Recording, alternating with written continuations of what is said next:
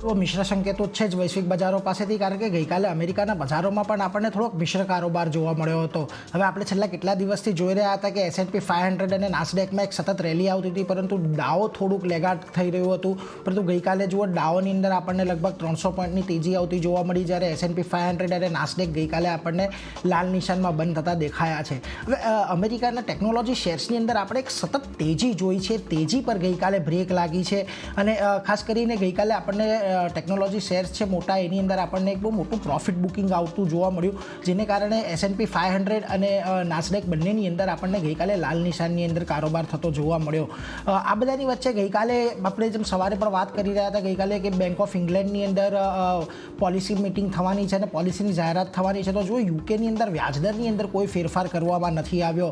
Bank of ઇંગ્લેન્ડે દરો યથાવત રાખ્યા છે 5.25% ઉપર અને 16 વર્ષના ઉચ્ચતમ સ્તરે અહીંયાથી યથાવત છે.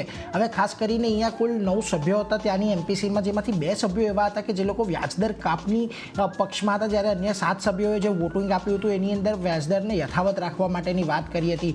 હવે થોડા દિવસ પહેલાં જ આપણને યુકેના મોંઘવારીના આંકડા પણ આવતા દેખાયા. 2%ની આજુબાજુ ત્યાં આગળ મોંઘવારી આવી ગઈ છે અને 2% જ બેંક ઓફ ઇંગ્લેન્ડનો લક્ષ્યાંક છે. એટલે હવે એ લોકો પણ આવતા સમયમાં અહીંયાથી વ્યાજદર કાપ રહી શકે છે જો આ નંબર અહીંયાથી કન્સિસ્ટન્ટલી જળવાતા જોવા મળે છે તો.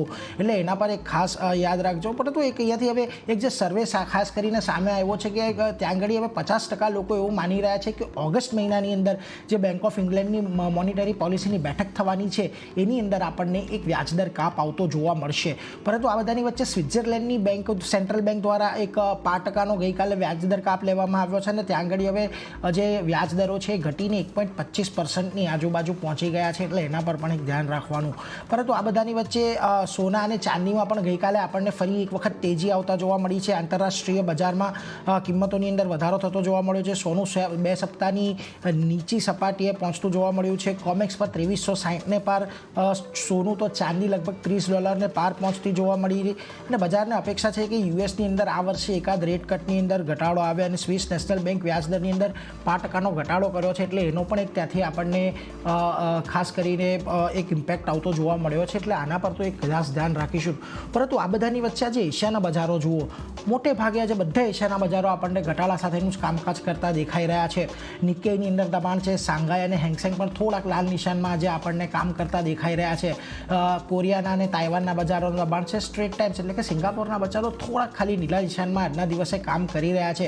એટલે એના પર એક ખાસ ધ્યાન રાખીશું.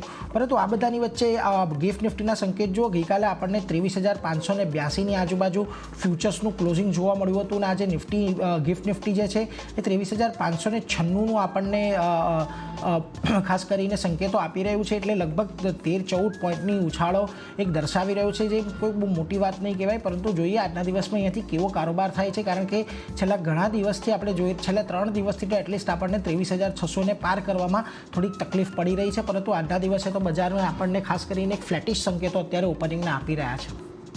નીરજ,